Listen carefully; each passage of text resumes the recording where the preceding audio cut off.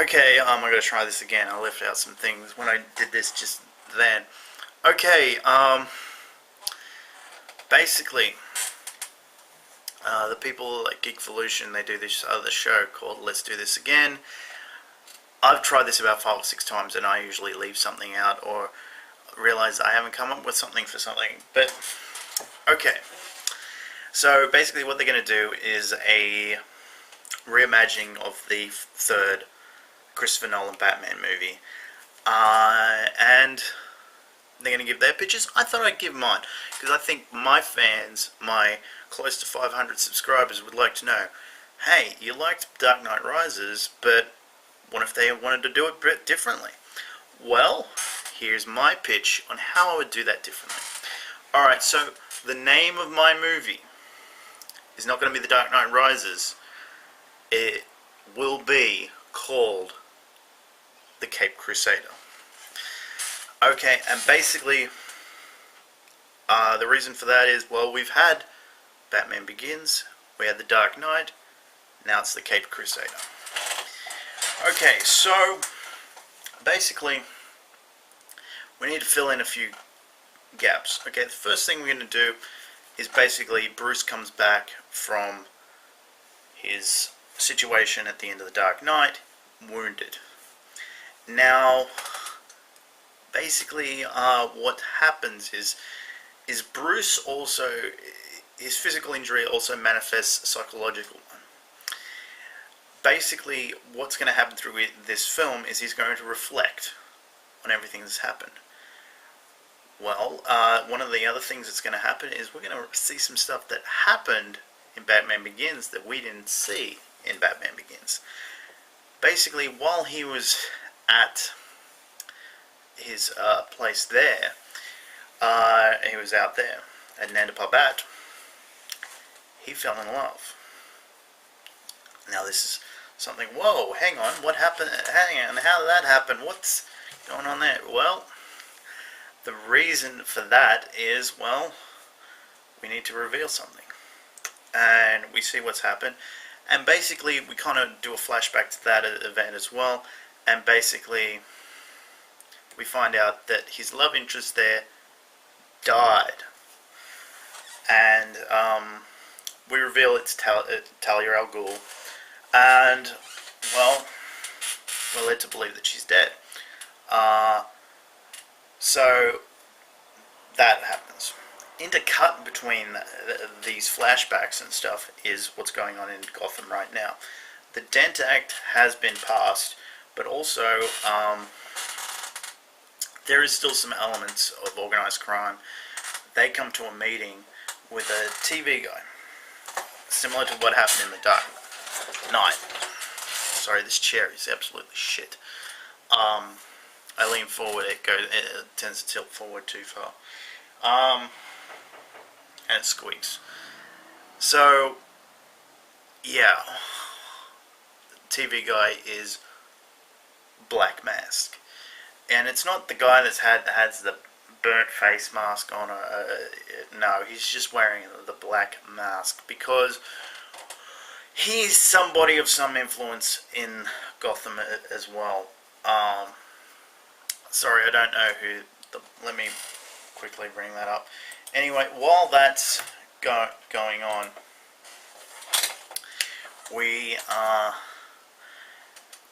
he basically takes over all of the organized crime in Gotham, much like he did in Red Hood. So basically, this is kind of like that element of Red Hood without the actual Red Hood. So Black Mask sort of takes over, but why do these guys follow him? Well, they asked that question, why should we follow you? Boom, doors burst open on every side of this room. They charge in, machine guns pulled, and he says, hey, I can get to you guys whenever I want, and I can kill you. I can kill all of you right now if I wanted to. But right now I need you. A little bit. But I don't need you that much. So, Oh yeah, so we're gonna go with his Roman Sonia's sign. Yeah, him. His first persona thing. He's a wealthy guy, similar to what he's basically evil Bruce Wayne. So yeah, we're going with the first persona of Black Mask, not the Jeremiah Arkham or whatever. Yeah, we're not going with the Jeremiah Arkham origin. Roman Sion's him. So we're going with that persona. And yeah,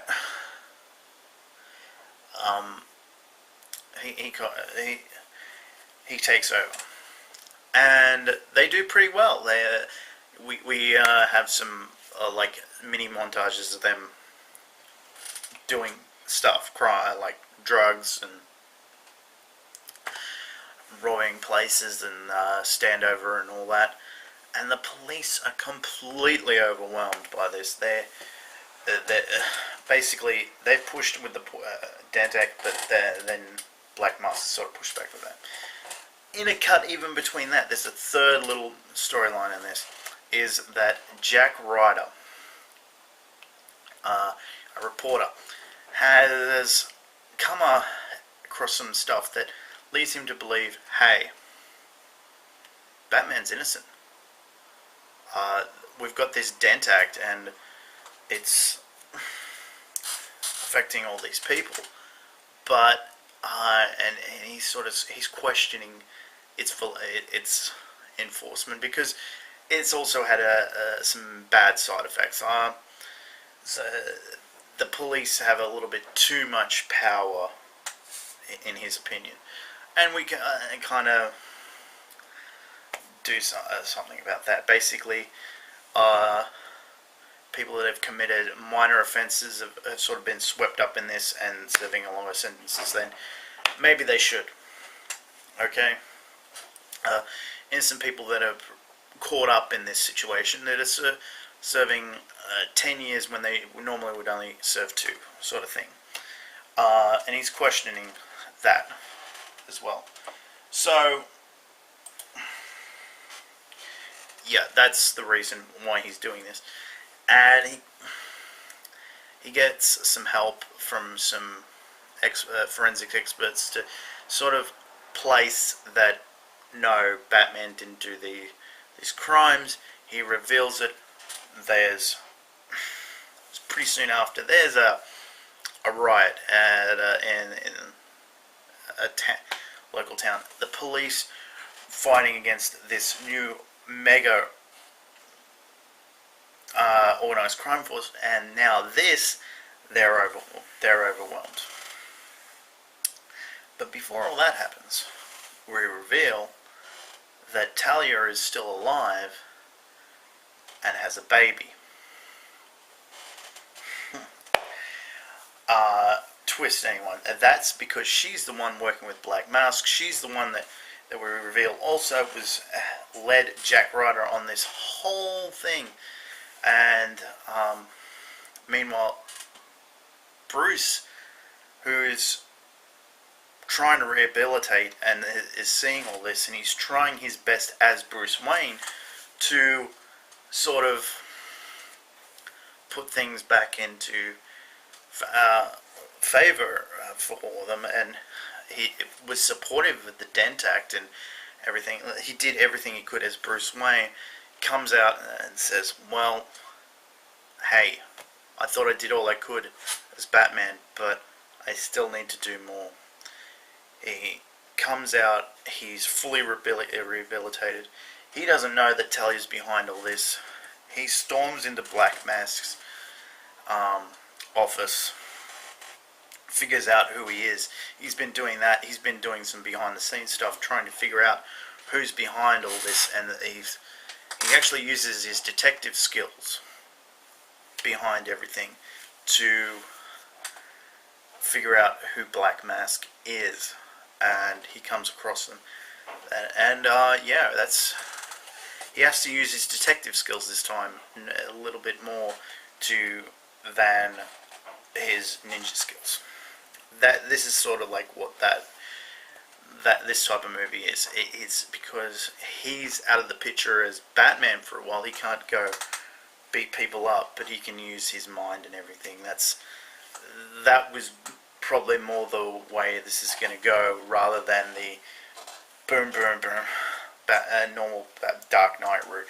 It's a little bit more underground stuff. So that's more of what's going to be going on. Alright, so hope everyone likes this. Yeah, it is Bruce's baby. Yes, him and Talia will go at it at the end. And yes, that's what everything builds to. He storms into Black Mask's office, and Talia pops out with a samurai sword or a katana or sword or whatever it is sort of thing. And yeah, that's this whole thing is sort of like the end of this trilogy. It sort of brings Batman Begins, how it relates to the Cape Crusader is also how it relates to the previous one. It sort of brings all three movies together and closes out the story. Anyway, that's it, everyone.